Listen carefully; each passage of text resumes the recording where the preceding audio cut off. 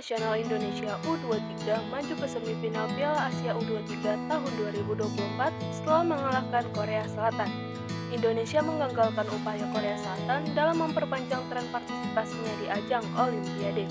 Indonesia melewati pertandingan panjang dan sangat melelahkan melawan Korea di perempat final Piala Asia U23 tahun 2024. Pertandingan ini bertempat di Stadion Abdullah bin Khalifa Doha, Qatar pada hari Jumat 26 April 2024 dini hari, waktu Indonesia Barat yang harus dituntaskan dengan lewat adu penalti.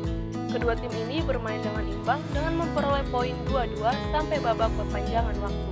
Kedua gol tim nasional Indonesia diberikan oleh Rafael Strijk pada menit ke-15 dan menit ke-45. Sedangkan kedua gol tim nasional Korea Selatan diberikan oleh Ko Mang-tugu pada menit ke-45 dan Jung Sang-min pada menit ke-84. Perpanjangan waktu yang diberikan yaitu dengan melakukan tendangan penalti.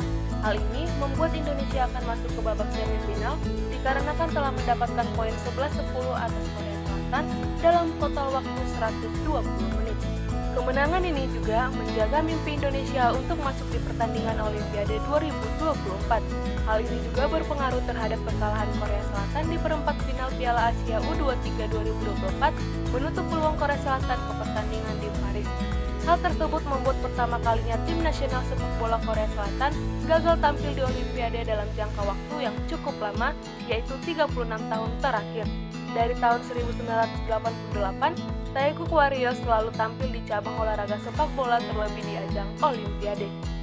Tim nasional Korea Selatan tidak pernah absen dalam 9 Olimpiade secara beruntun sejak tahun 1988 sampai 2020.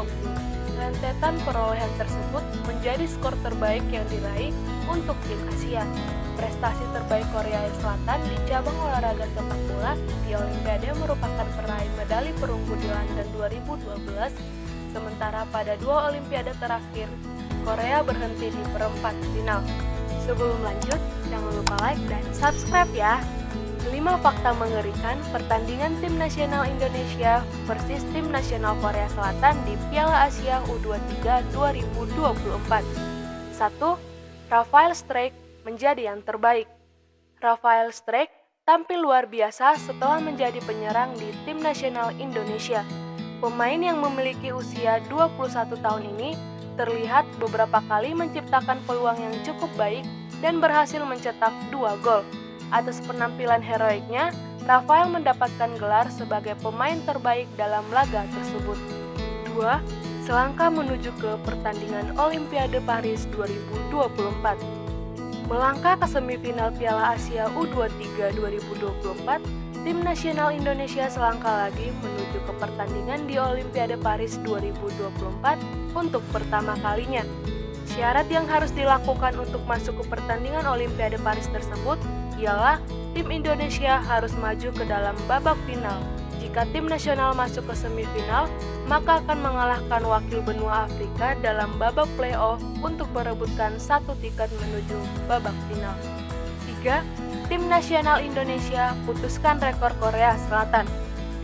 Tim nasional Indonesia berhasil memutus rekor Korea Selatan yang selalu tampil di Olimpiade sejak tahun 1984. Ini kali pertamanya tim Korea Selatan tidak akan berpartisipasi di Olimpiade Paris 2024 untuk cabang olahraga sepak bola. Taekwondo Warriors berhasil menciptakan timnya masuk ke babak semifinal dalam 4 dari 5 partisipasi sebelumnya. Korea Selatan hanya mendapatkan kegagalan dalam semifinal pada edisi 2022 saat disingkirkan oleh tim nasional Jepang di perempat final. Dari keempat semifinal itu, Korea Selatan lulus ke final sebanyak 2 kali dengan 1 diantaranya menjadi juara. Catatan tersebut menunjukkan Korea Selatan memiliki rekam jejak terang di Piala Asia U23.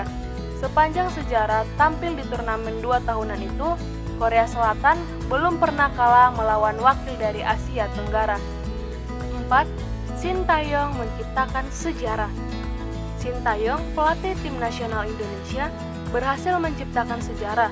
Dirinya menjadi pelatih pertama tim nasional Indonesia yang berhasil membawa Garuda Indonesia lolos ke babak semifinal Piala Asia U23. Shin Tae-yong juga berhasil mencoreng nama wajah Korea Selatan.